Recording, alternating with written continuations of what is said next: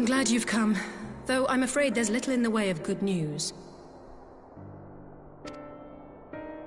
After you left, we reached out to both the Alchemists Guild and Stillglade Fane and attempted all manner of treatments.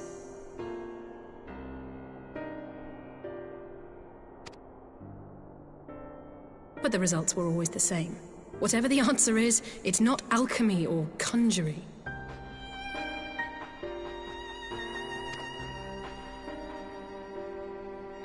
Why did it have to be Y'shtola and Urianger and not me?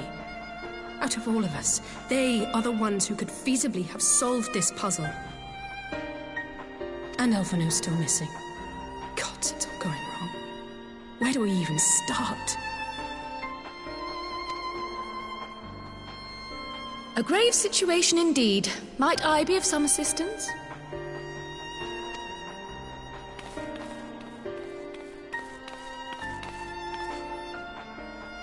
Cryle! I thought you busy delving into the mysteries of Eureka. When word reached me of the plight of our friends, I could not well stay away. As a fellow scion, not to mention your erstwhile mentor, this is one of those times you should feel free to call on me, regardless of my personal circumstances. Yes, I should have thought of that. Thank you for coming, Cryle. We would welcome your insight.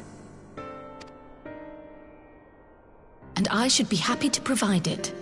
Now, what's this I hear about Alphino heading into Imperial territory? That boy always did have some funny ideas. Do you remember the speech he gave when he was accepted to the Studium?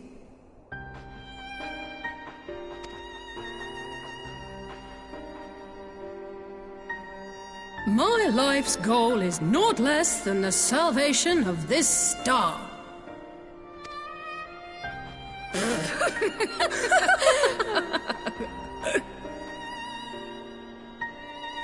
That particular grand pronouncement has been a source of great embarrassment to him, as you know. But the fact of the matter is, he meant every word and has lived his life accordingly. Yes, he remains altruistic to a fault, but I'm worried he was too fixated on his goals to see the dangers, as has happened before.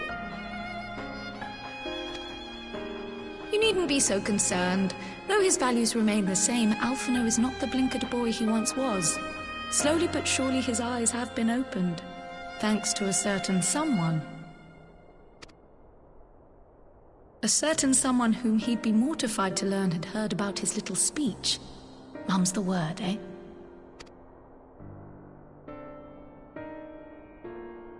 Right, I'd better have a look at our patients. They're in the infirmary, I assume. I'll need absolute quiet, so it would be best if I did this alone.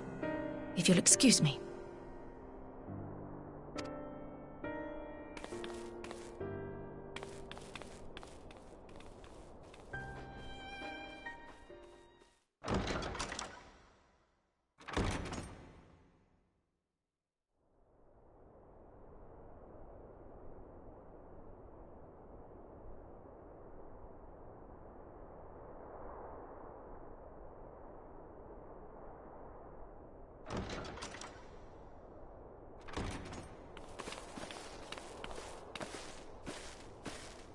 All three are in fine physical health.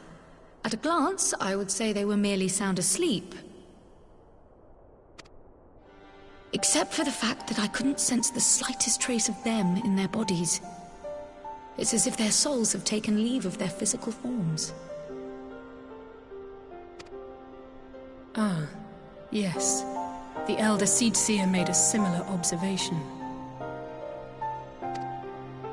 I've read the report. When you heard this mysterious voice, you described feeling as if you were somewhere else, yes?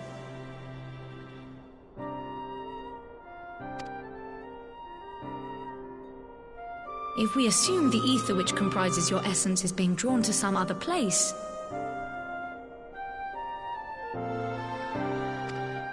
then it may be possible to follow the trail it leaves behind, just as we did in our search for Thancred.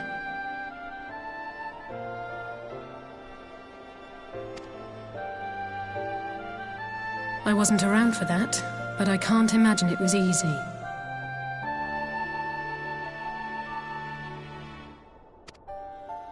Oh, it wasn't. But that's no reason not to try. I will have need of Master Matoya's crystal eye if I'm even to make the attempt. So I suggest we pay her a visit.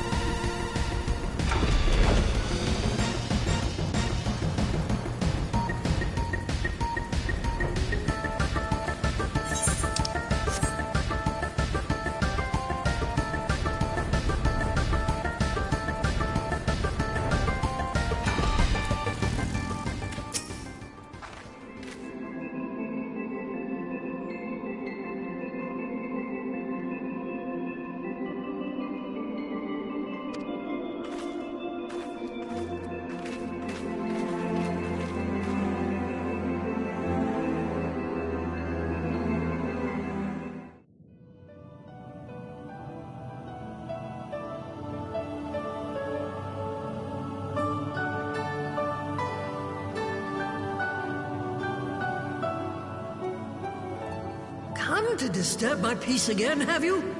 I hide myself away in a cave, and still you people insist on pestering me with your problems.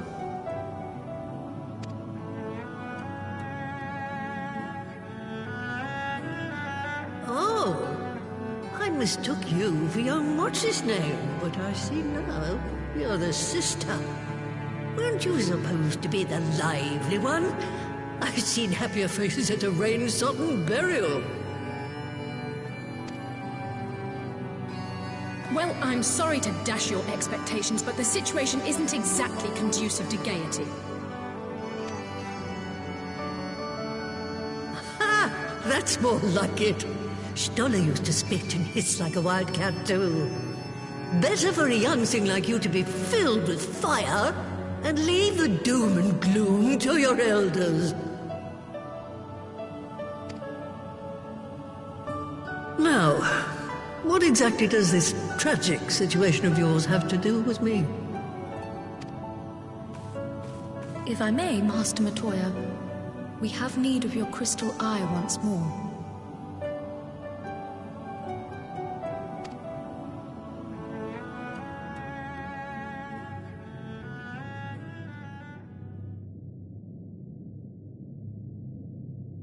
And Stola is one of the afflicted, is she? Very well. She may be an ungrateful stray, but she's my ungrateful stray, and I'll not see her buried before I am.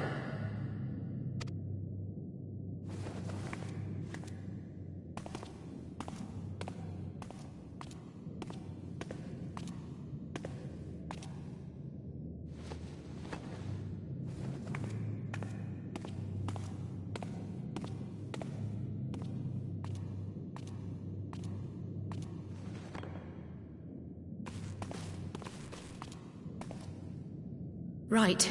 Let us see what we can see.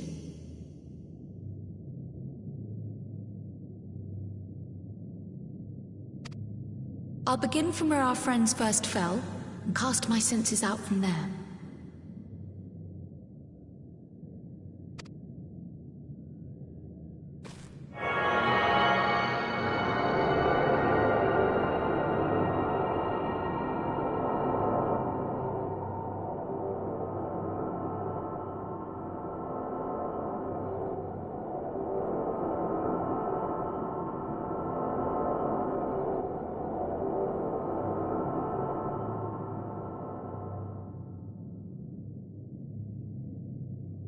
What is it? Did you find them?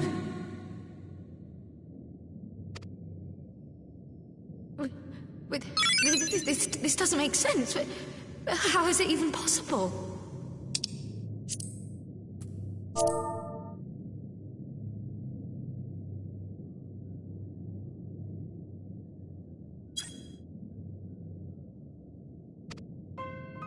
How is what possible? Kryl, what did you see?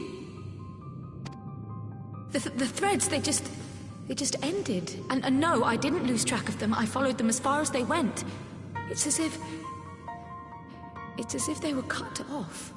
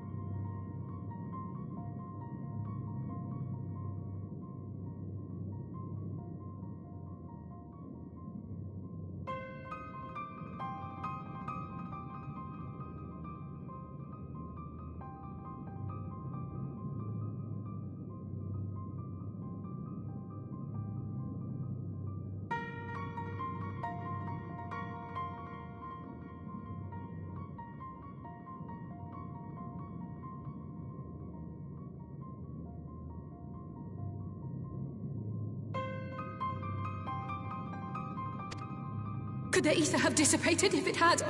Oh gods!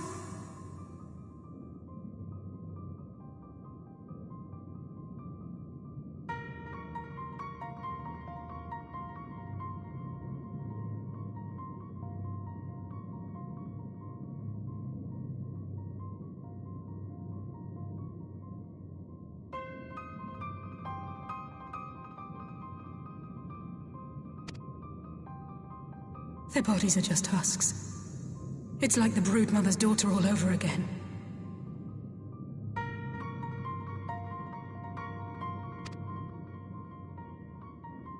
No, this is different. The Kalyana girl was already dead, body and soul, when Lakshmi effected her resurrection.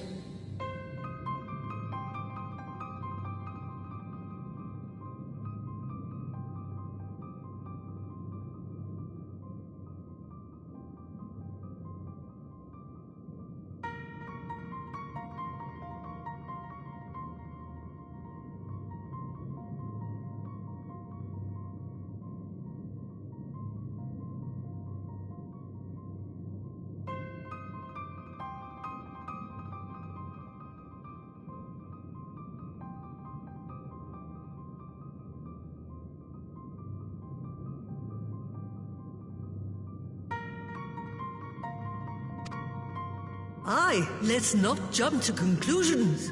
If their physical forms yet breathe and show no signs of wasting, then it follows that their souls must still be intact somewhere. But where? That's the question, isn't it, girl? Death has not taken them to the ethereal sea, yet there are no tracks left for us to follow.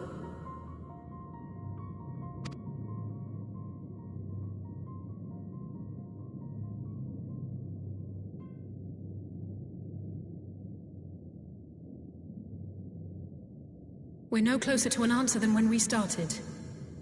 But knowing their souls are still out there is progress of a sort. We just have to keep looking.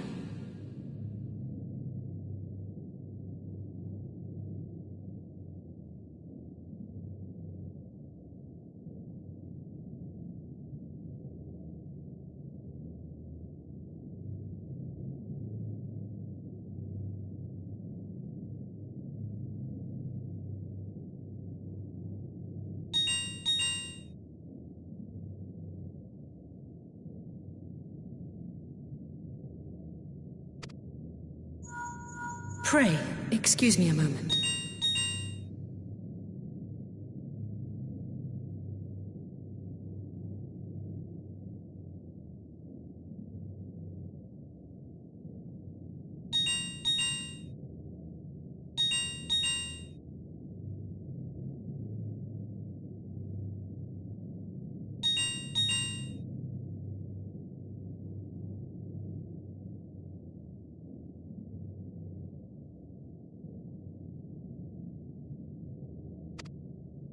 Yes?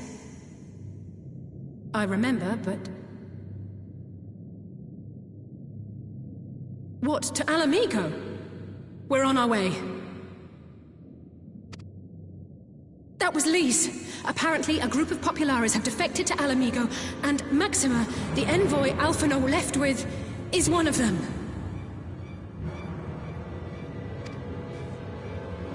I'm sorry. I realize we've barely begun here, but... Go, child, go! You've made up your mind, and life's too short for dithering.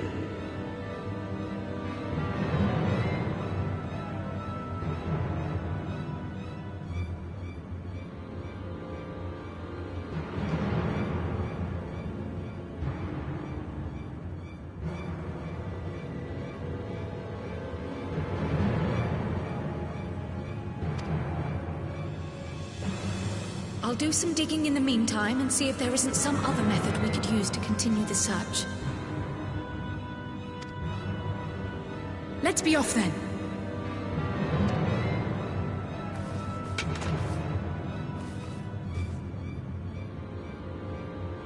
Oh, not again.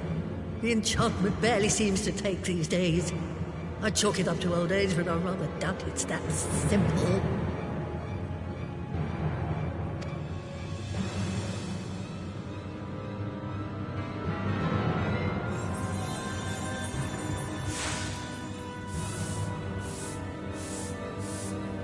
Before they took ill, Y'shtola and Urianger were sharing notes on a thinning of the ether. It seems to be happening all over. Does it now? And here I was, all set to blame my woes on that creaking mountain of refuse clogging up the Thaliac. I fear something has gone wrong. Still, there's naught to be gained from starting at shadows. You can only do what can be done, and that but one thing at a time.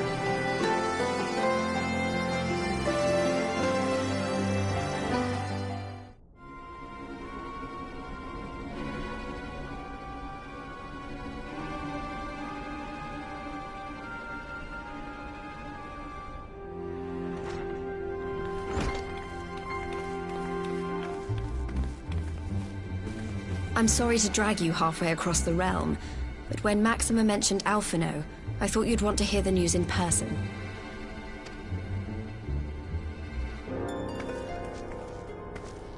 Ah, we meet again. Though I was hoping our reunion would be under more auspicious circumstances. What happened to my brother? Where is Alphino? Never fear, my lady. Your brother was in fine health when I took my leave of him, and I have no reason to assume that has changed. You assume? If you will allow me, I shall endeavor to explain events. Our troubles began not long after we departed Doma. While crossing the burn, we were fired upon by the Emperor's personal guard and forced to make an emergency landing.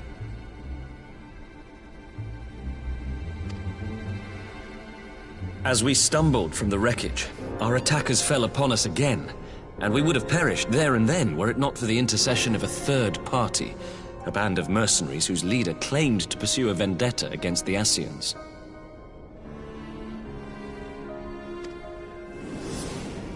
This shadow hunter, as he styled himself, then escorted us out of the wastes to relative safety. Upon arriving back in civilization, I gathered my Populares colleagues and prepared to flee the Empire. Master Alphino, however, declined the invitation to join us, preferring to continue his investigation into the Ascian threat.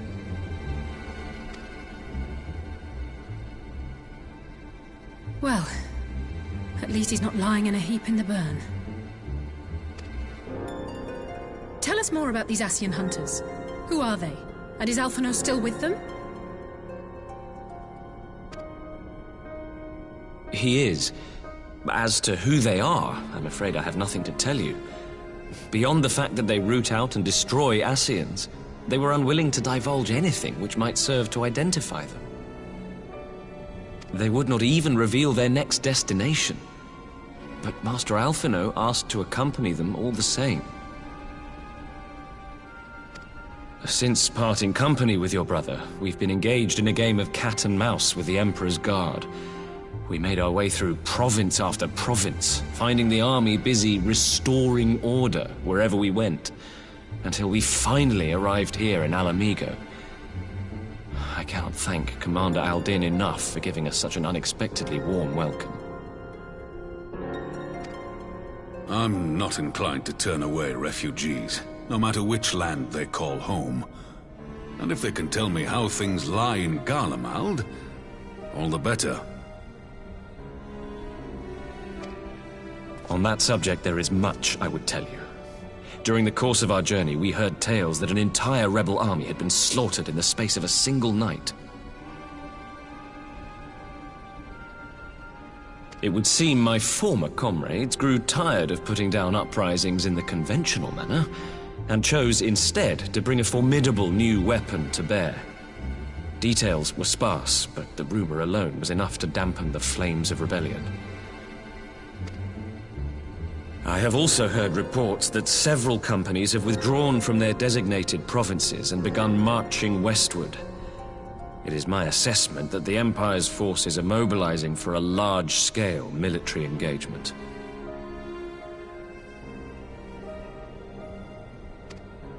Westward? You mean they're getting ready to invade Alamigo? We knew this was coming, but not that it would be so soon. We've barely even begun to shore up our defenses. They won't stop an invading army. No, they won't. Dispatch messengers to the Alliance leadership requesting reinforcements, and send word to our officers in the field to hasten completion of those border fortifications. Prepare to meet the Imperials head on!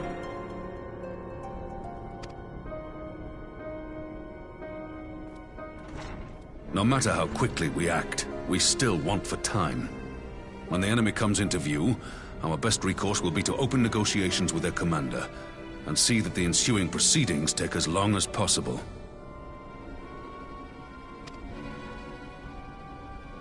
Would you and Alize head to Doma and let Lord Hien know about this? I'm sure he'll want to hear about Alphino too.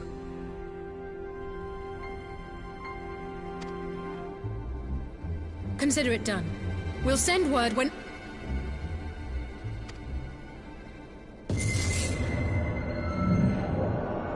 Untold sorrow must be changed.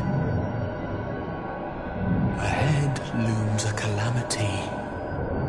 Eon become instant. Throw wide the gates.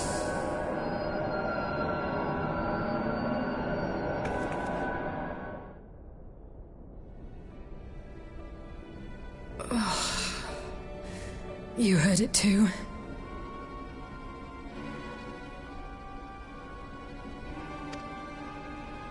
Well, at least we're both still standing. Oh, thank the gods. I thought we'd lost you for a moment there. Why does this keep happening? I wish I knew. Nothing we've tried has brought us any closer to an answer. We'll keep working on it. But first, we need to go and see Lord Hien.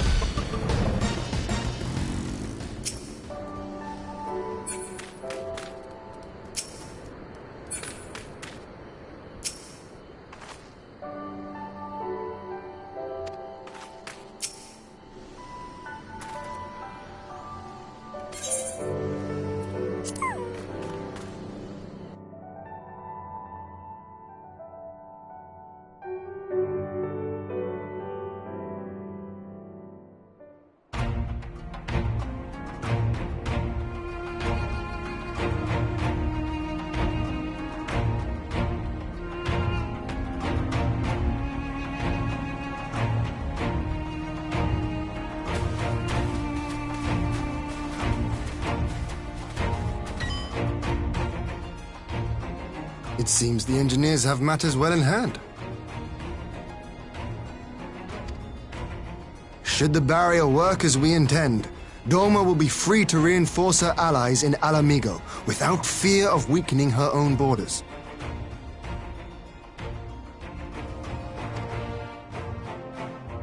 Honored friends, the time has come to put your hard work to the test. Start the generator.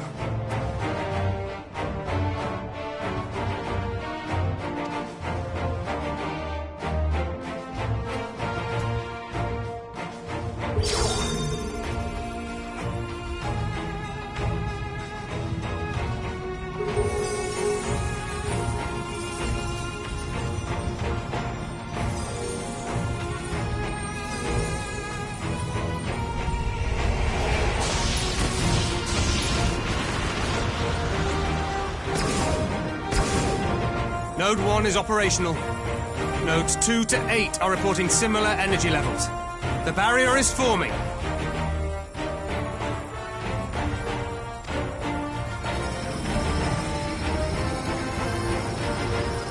$1,000 yards.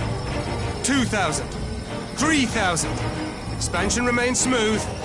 No fluctuations detected.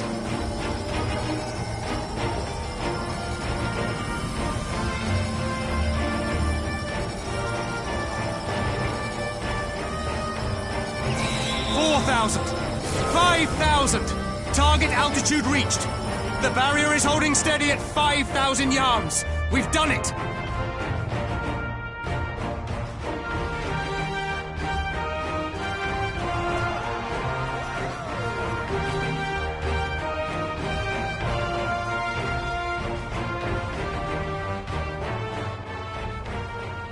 Is that an Imperial airship?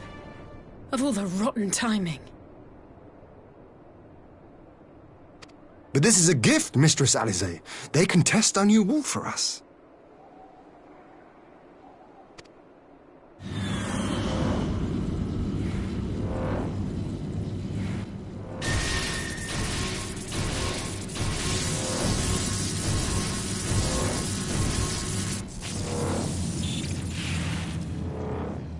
Seems solid enough, though I was hoping for a fireball.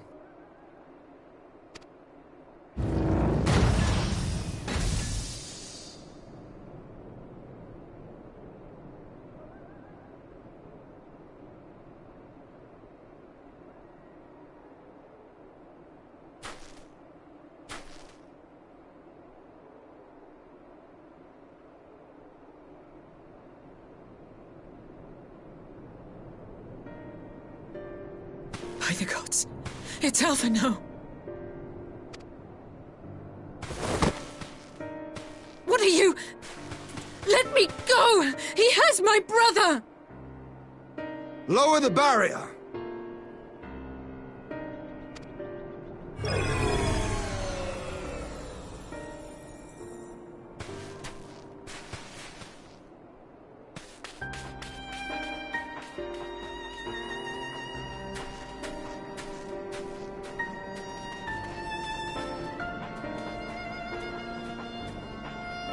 Be at ease, girl.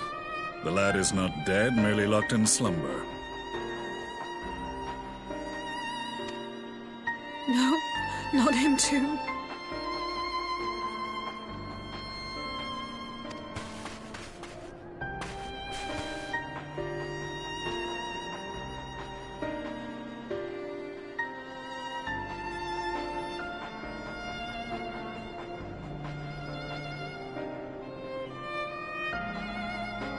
We could identify no cause and found no remedy.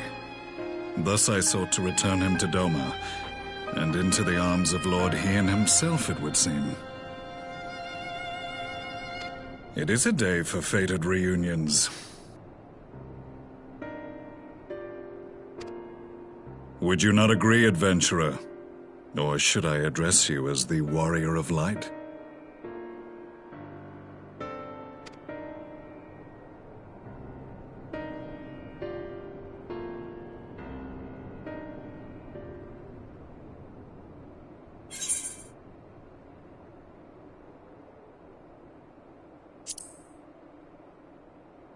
I, Gaius van Baelsar, the Black Wolf. That was the title I was given, one I have long since relinquished.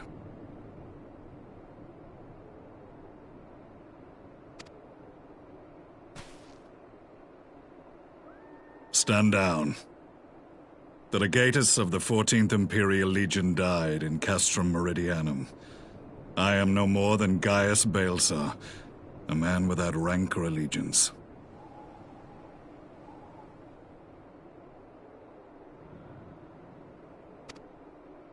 Impossible! There's no way you could have survived! Do you remember how it unfolded?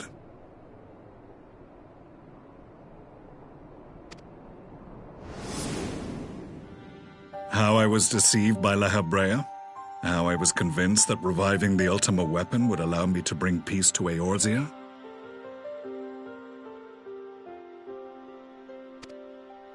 The Ascian used me, as he used so many others, all to further the restoration of his wretched god. Yet even with the might of Alec at my command, you bested me. And as the Praetorium went up in flames, I was content to burn along with it. For a moment at least. A moment of folly. To surrender my life thus would have been to betray all who died for my cause. It was for them that I dragged myself free of the rubble, and swore vengeance on the Ascians.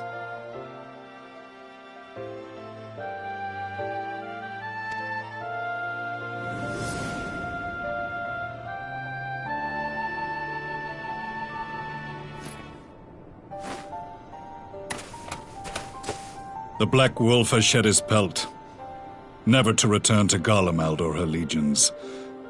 I live now only to exact revenge.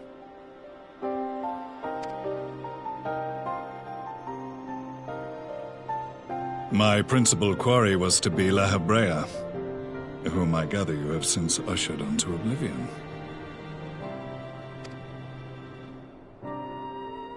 But so many more remain.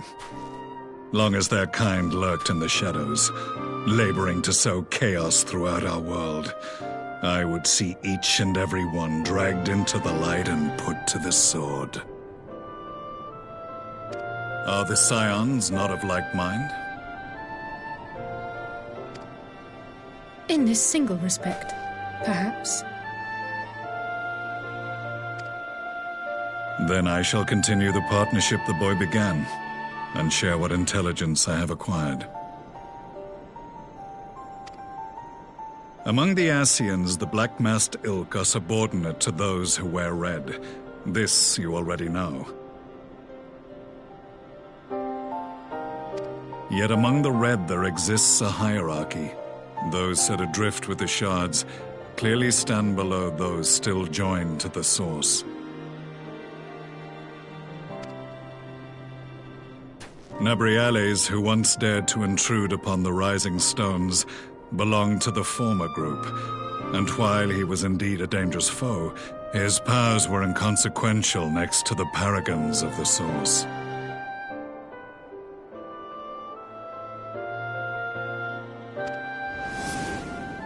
The first was La Hebrea, who plagues us no more. There is also the white-robed Elidibus, and the elusive Emmet Selk, about whom little is known.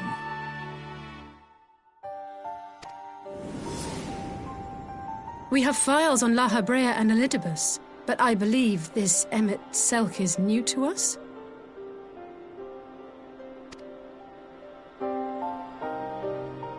As I assume my brother told you, we have evidence to suggest that an Ascian now walks in the body of the Crown Prince. Have you identified this interloper? Elidibus seems the most likely culprit. As emissary, it is his role to maintain the equilibrium between darkness and light.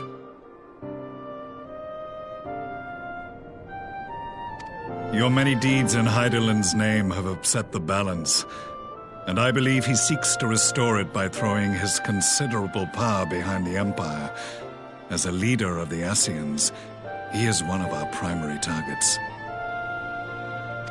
It was on the trail of this very prey that the boy and I came across the scene of a failed uprising.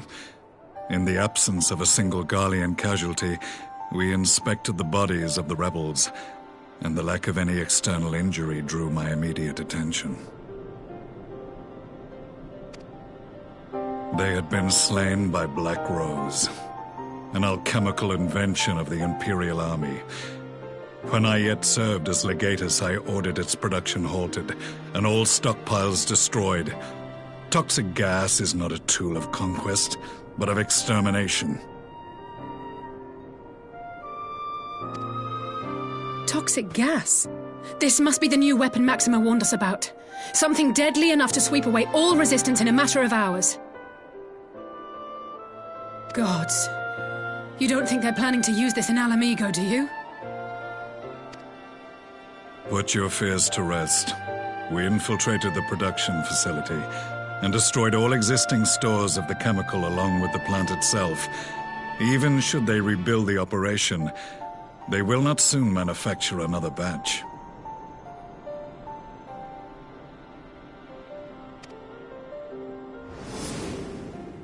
Regardless, I would draw your attention to a directive we discovered in the plant's records. The document was marked with a recent date and authorized with the signature of one Zeno Galvas.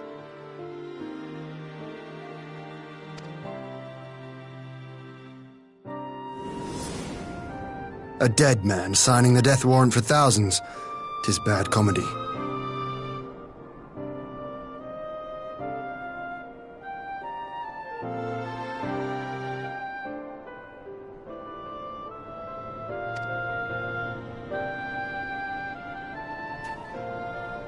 But the tale does not end there. Within that same facility was a chamber filled with devices of elegant design. Cloning technology, we realized. And what should we find in each and every incubator? But a young Emperor Solus.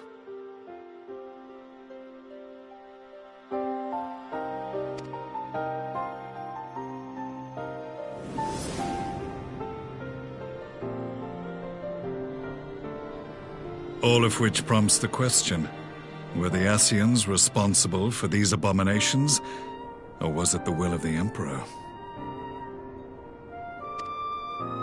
I must know which hand guides the Empire. Though I have given up my rank, I am yet a son of Garlemald, and I will fight for the future of my homeland.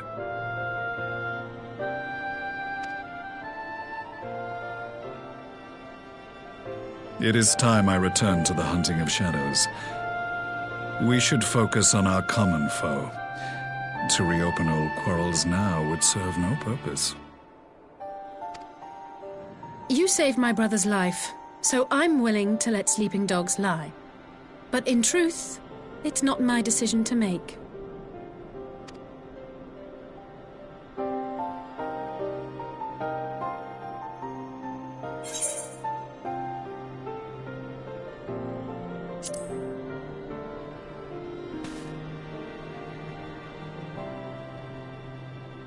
There was a time when I scorned those who placed their faith in false gods, even as I, in my blinkered conviction, place mine in Asian promises. Unlike yours, my strength of will and my restraint was found wanting. We shall meet again, warrior of light.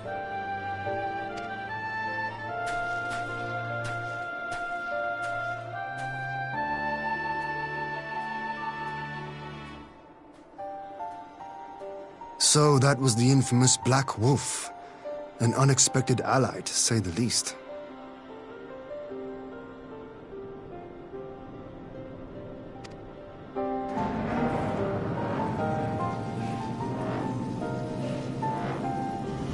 Well, I am content to leave the fine-tuning of the barrier to cleverer minds.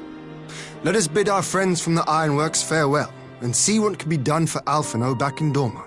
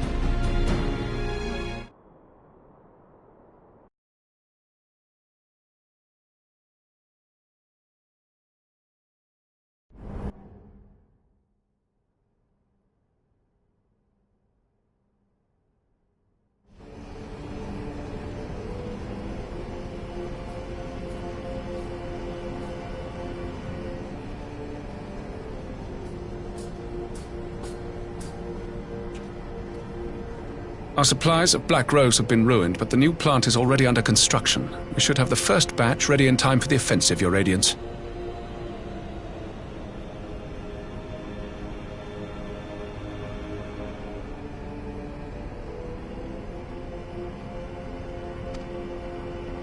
See that you do.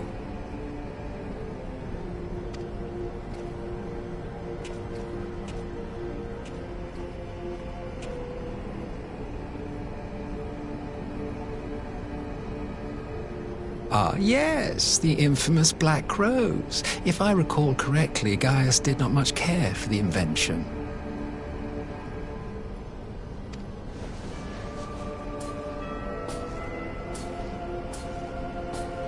A ruthless and indiscriminate weapon indeed, this airborne poison. It seems you are capable of making decisions worthy of your bloodline.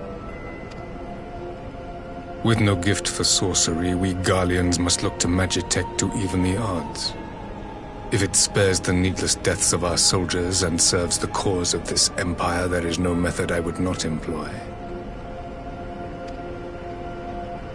How very noble of you.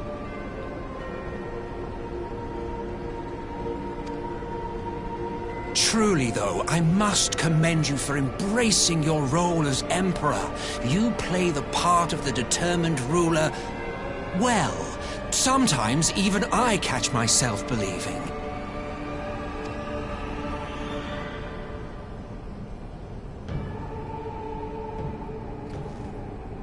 A silent agent of death.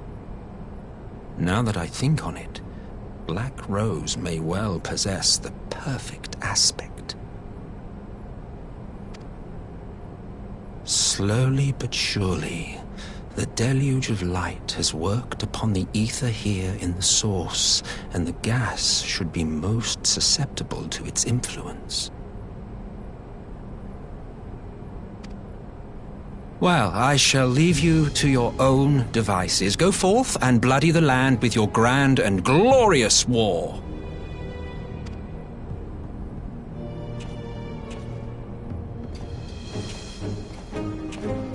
While you do what, precisely?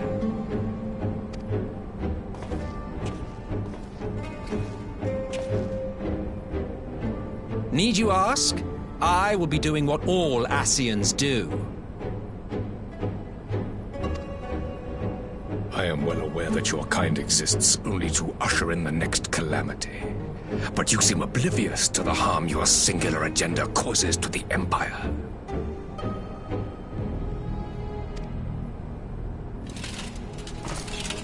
You cannot have forgotten the events which followed your mortal demise.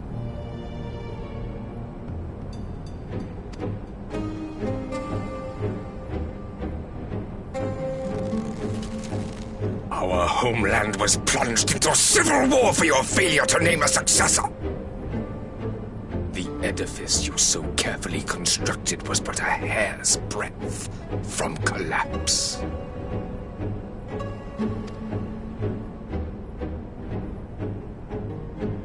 Are you truly so naive? You thought me oblivious to the consequences of a departure so painstakingly timed?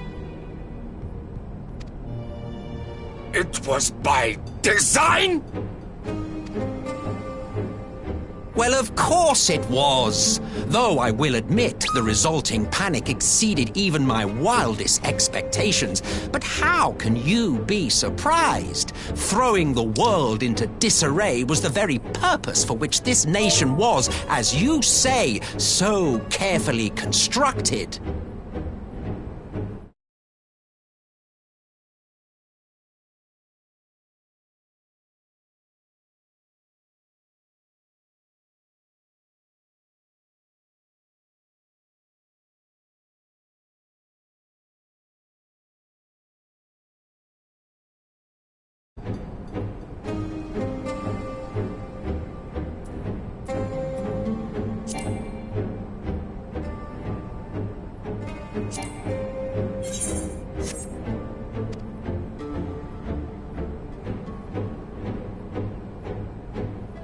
Now, if you have no further questions, I must be on my way.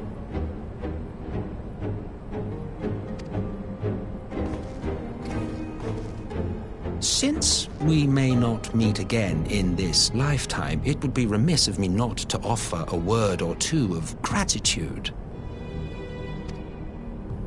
I really must thank you for this surplus of vessels.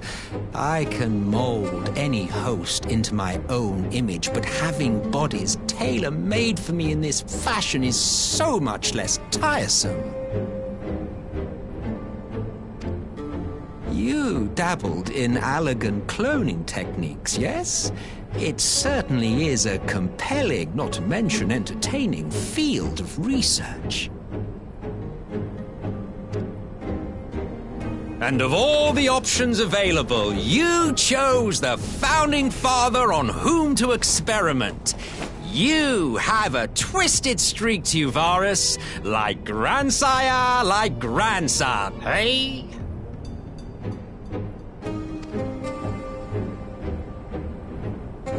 If events play out as planned, this will become something of a family enterprise.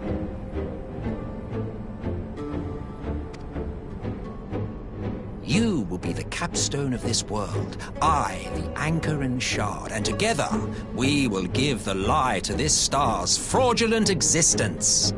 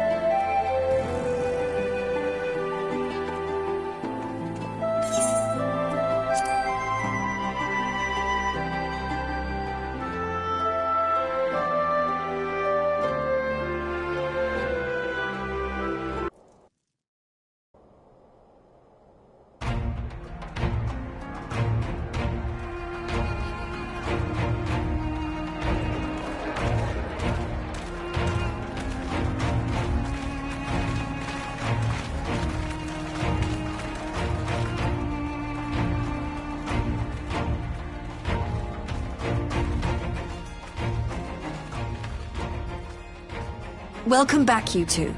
Greetings, Lord Here. Glad you could join us. Glad to be here. I would have come sooner, were our own defense is not in question, but I am pleased to report that our soldiers are assembling for deployment to Alamigo as we speak. We're grateful for your support. Thanks to the efforts of our allies, it won't be long before we've established defensive positions on this front as well.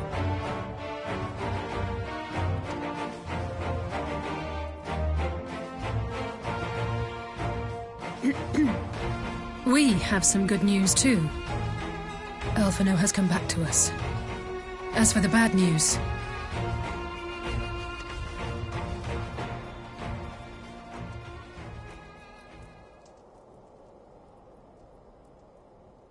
So, Alphino won't wake up, Gaius van Baelsar is alive and hunting Ascians, and the Empire is planning to poison us all with toxic gas. Does that sound about right?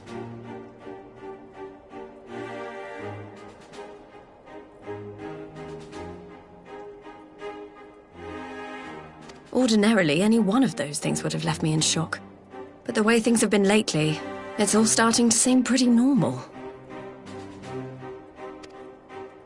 Getting back to your report, are we sure this Black Rose is the weapon Maxima was talking about?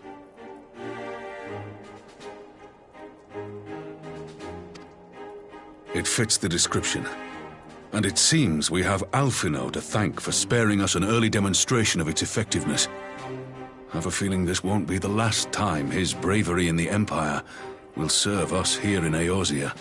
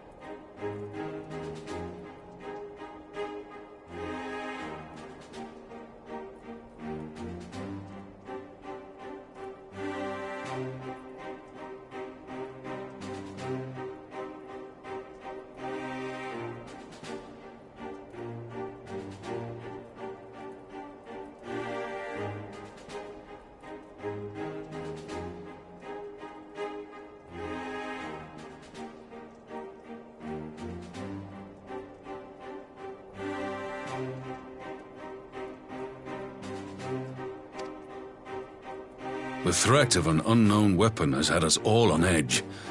But now that we know what we're dealing with, we can take steps to defend against it.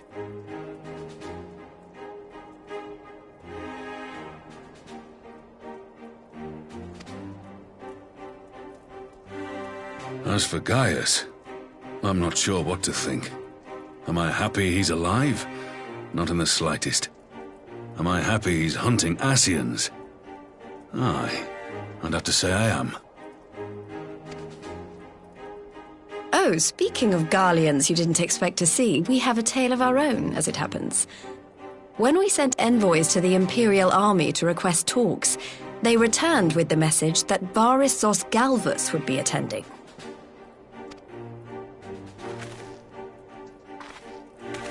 The Emperor himself? Well, Varys did sanction New Populare's peace mission. But knowing that an Ascian walks in his son's skin, I do not see how we can trust him or anyone from that nest of vipers. The Alliance would proceed with negotiations regardless, if only to give ourselves more time to prepare.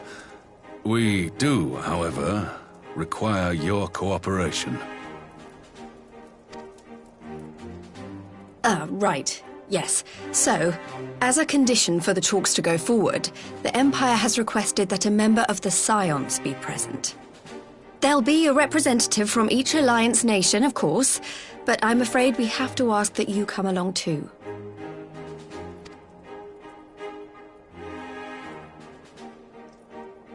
God, Lise, you know how much I hate politics.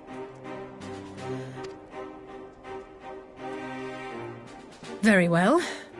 I shall attend as the Scion's representative.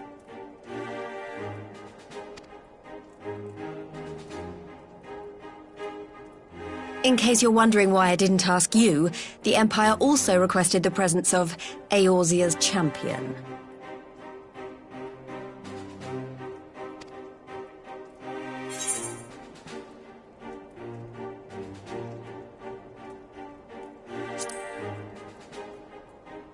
That's settled then.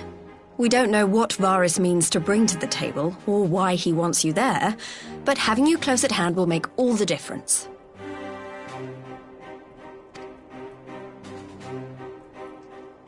The meeting will take place on the border. Anticipating an early assault, we mean to position the bulk of our forces nearby.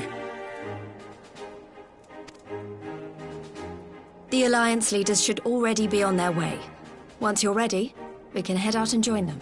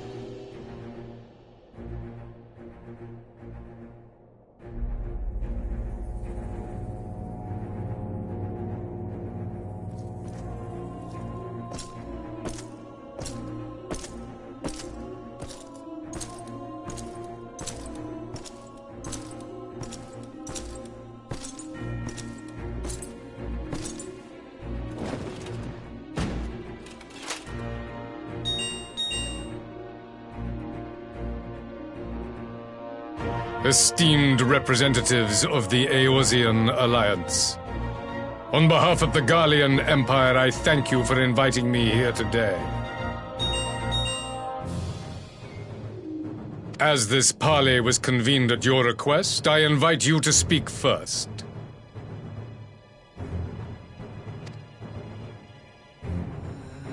Very well, Your Radiance. I, Nanimo Ulnamo, 17th in the line of Ul, should be pleased to oblige you.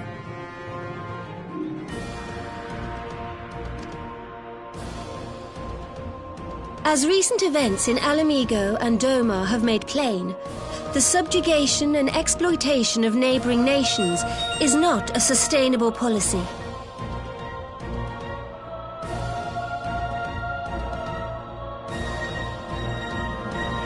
Should this day end in war, you may very well defeat us, but you will never extinguish the people's desire for freedom. Though it may not be in our lifetime, there will be another revolution, another war, and the cycle will continue. Doma has entered into a concord with the nations of Eorzea, a partnership wherein we recognize one another as equals.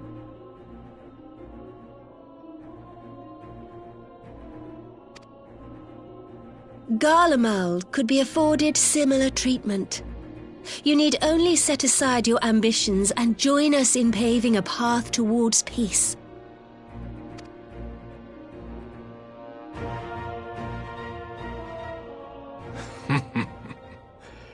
You will not win me over with sophistry, Your Grace. As you know only too well, this alliance lacks the strength to keep the peace within its own borders. Even now, your struggles with the Beastmen continue unabated. Divided, you sow this fertile soil with the seeds of your differences and reap naught but discord and chaos for your trouble. Eorzea must be united under one leader, one purpose. I would offer you both and bring an end to your strife.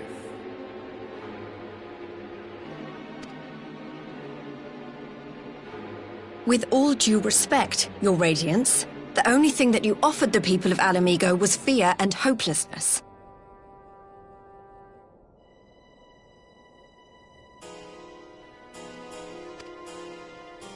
The citizens of Dorma can also attest to the meager arms of Imperial rule. There is no purpose to be found in a life of oppression, each day more uncertain than the last.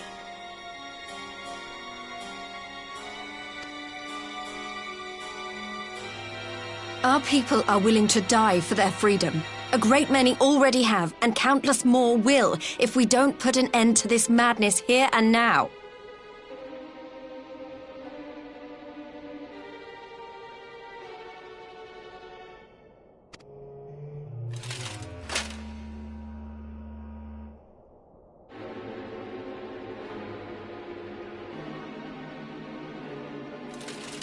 We brought order and stability to your lives. This madness and bloodshed is of your own making. You broke the peace, not Garlemald.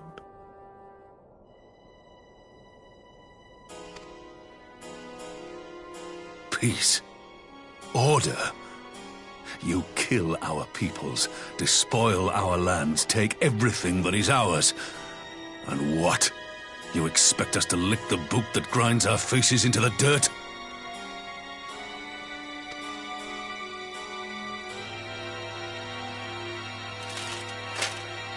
I expect you to weigh the costs, to recognize that countless lives have been lost on both sides in pursuit of a greater good, and to not squander all we have achieved in a fit of petulance.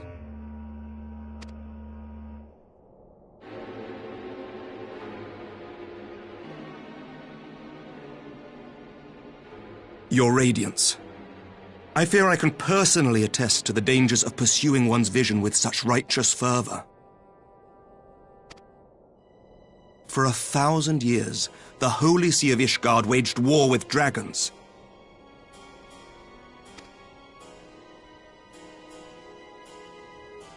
A 1,000 years of sacrifice, of sorrow and hate, in which we bathed in the blood of friend and foe alike.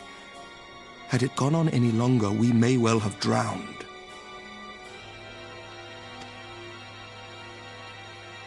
Yet we have chosen to raise ourselves out of this bloody spiral, and have since made peace with our former enemy.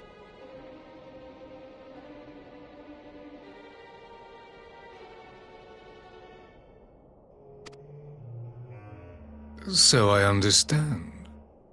No doubt the dragons were more receptive to your overtures in the wake of their leader's demise.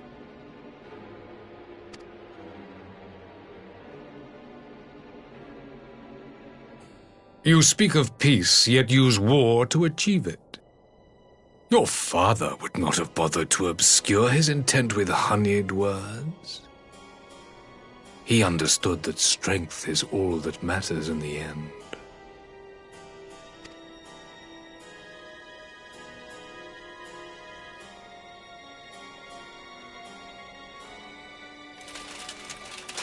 Without his clarity of vision, I can but wonder what will become of Ishgard and her people.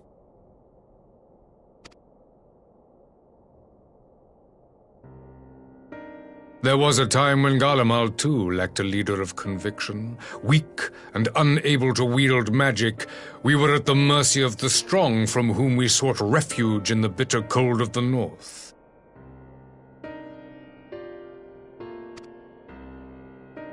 Were it not for the discovery of ceruleum and the subsequent development of magitech, we might never have gained the power to take back that which was rightfully ours.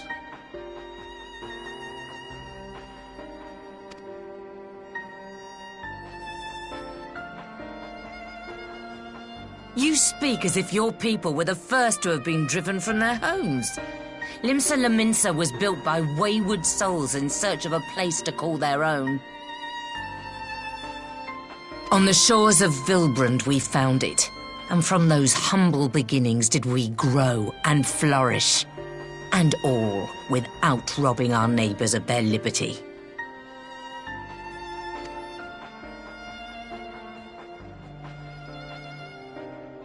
So saith the pirate. Am I to believe that you simply asked the kobolds to yield up their lands and that they were happy to oblige you? That you did not drive them out like rats in the hold of one of the many ships seized by your privateers?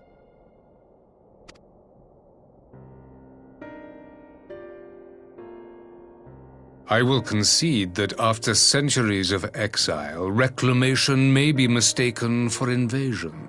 Nevertheless, it is not. And those who till stolen soil have no right to object when cast out in turn.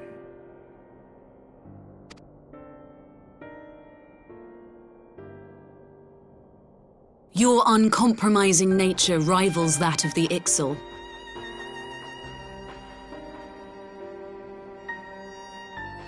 They too lament circumstances which they themselves perpetuate. Were they but to embrace peace, we would welcome them with open arms. Indeed, some few have done just that, and now receive of the 12's Wood's bounty.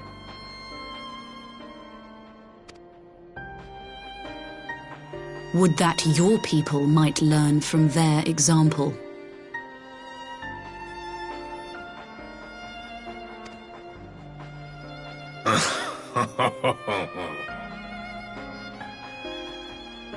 You dare compare us to the Birdmen?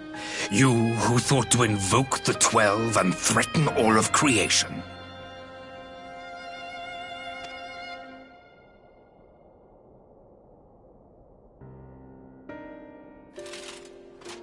I came here in the hope of finding some speck of common ground, but I see now these discussions will accomplish nothing.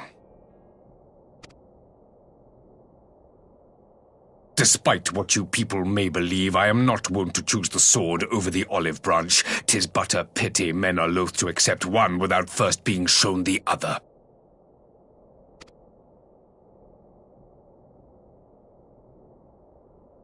Wait, I beg you. This meeting was supposed to be a chance to find a way forward together, not to bemoan the missteps which brought us here. Please, if you truly consider violence a last resort, there must be a way we can come to an agreement.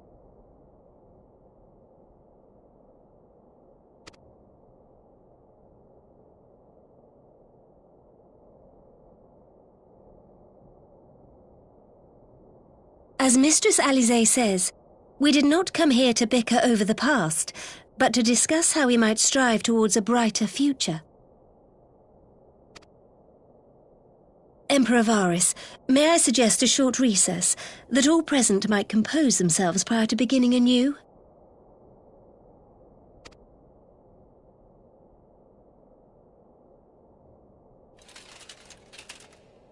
Very well.